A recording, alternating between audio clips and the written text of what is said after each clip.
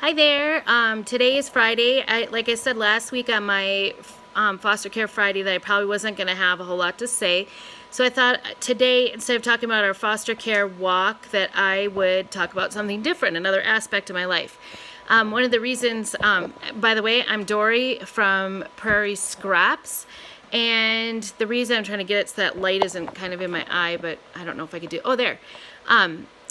The reason why I call it Prairie Scraps because I live out on the edge of the prairie, and I actually graduated from a Sun Prairie, Wisconsin, for high school. And so I've kind of always had this prairie in my life. And so that's where the prairie came from. And scraps actually comes from kind of the scraps of my life. So whatever that is, I realize that some people really focus on their YouTube or their vlogging on one specific thing, their life, but it's really just my life. So we do have the foster care part of it, but right now we're on hold, so I won't be talking about that today. But I just wanted to tell you what else is up with my life.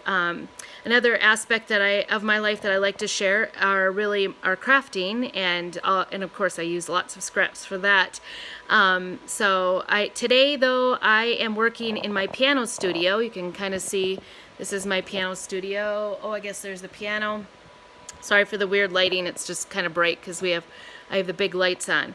But anyway, this morning I had a couple of no-shows for my piano lessons, so I had an hour and a half where I had already gotten up, showered, and gotten ready, and am sitting in my wheelchair, which feels really weird at my age. But anyway, I'm sitting in my wheelchair, keeping my foot up, and I decided to use the piano lesson time that I normally would have used to teach a couple of kiddos. I decided to use that time to put together some of my piano games that I have set, I'm behind on. So anyway, I do teach piano lessons, and on days where there's a lot of times people think that piano lessons is you're only paying for that time, which you do pay for your time to be reserved. But if kids don't show up or have something else, I do try to use that time for getting prepared for piano lessons. So today I'm super behind in putting my piano games together, and so that's what I used my extra hour and a half time for while I was up and out anyway. So I'm not speaking for this company at all, but I am a member of the Piano Game Club, so I'll put a link down below. But anyway, each month the Piano Game Club, and I'll flip this over for you, pianogameclub.com, each month they send out a link to 4 different piano games that you can print off on the printer, and it costs only $8. This was one over the summer, maybe July. So anyway, what I do is as soon as I get the link for the 4 games, I go ahead and print off all 4 games. You can see I've got a whole bunch of them here. I've actually got 12 games I've been printing off. I print them off on regular white paper, and then later on in the month I'll usually go through and print off on color paper all of the games, and making sure, like, these are cards that will go, so I like to print my games off in colored paper. It just makes it fun. It's not so boring for me, even though you could do just plain white paper or white cardstock, whichever you preferred. But anyway, so I go through and I print it off. I have to do the flipping by hand. My printer doesn't do my flipping for you, but they do put an extra page in there that if your printer does do the flipping for you and do it on the opposite side for you, that would be wonderful. But it usually, with 4 games, I usually have about, 25 pages I print out. So it's not too bad to go through. There's usually just 2 pages with different cards. So I'll go ahead and print those out on colored paper. This month I actually got really excited in the Walmart aisle of paper and school supplies, and they had these new packs of color copy paper. They were pretty good size. Let's see, 100 sheets, and I think it was like either $3 or $4 for that. So anyway, I picked those up. I don't highly suggest them, and I'm probably not going to do that kind of paper in the future because it was really super thin paper. As I'm copying it off, you can kind of see how you copy it off.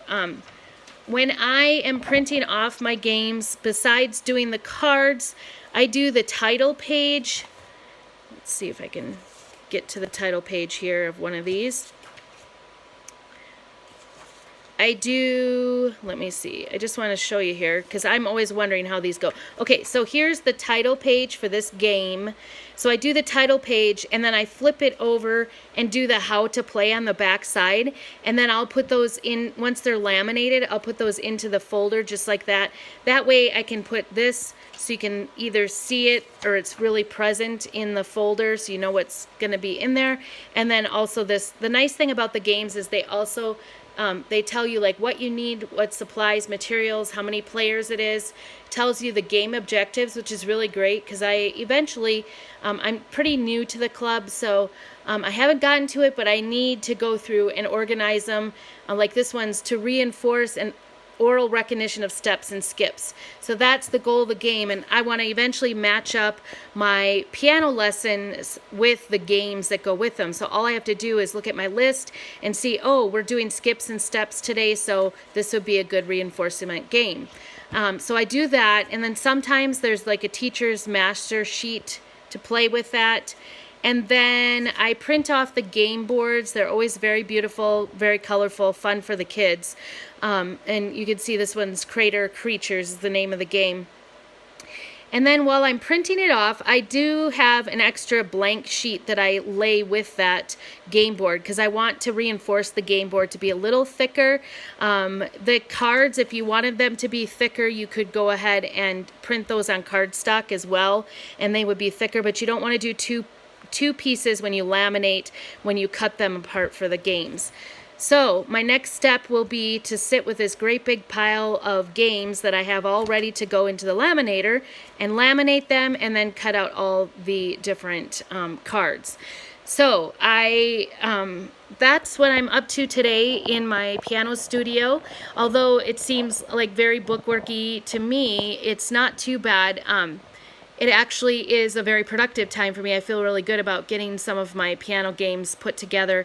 I'm catching up on it, and piano games just came out for this month. They come out on the 22nd, and you only have, I think, like 2 or 3 weeks to copy it off. And then you lose the link. So I do try to save it to my, what is the program? I can't remember what the program is called. Dropbox. I don't have, because I only have iPad and an iPhone. If I were to save it onto my iPad, I'm out of memory on all of them, and I don't want to pay 99 cents. So I've been using Dropbox, and so I've been putting it in Dropbox. I'm not really good at using Dropbox to get back. So that's why I keep this stack over here of the originals, and I'll go through and put them in manila folders and just put them in a file so that if I ever need to make pieces again, if we wear out my cards or whatever, I can make them again, and I have a hard copy. I know it's not the most environmentally friendly thing to do, but I don't want to lose the what I paid for. So like I said, each game is, well, each month you pay $8, so each game is $2 a piece.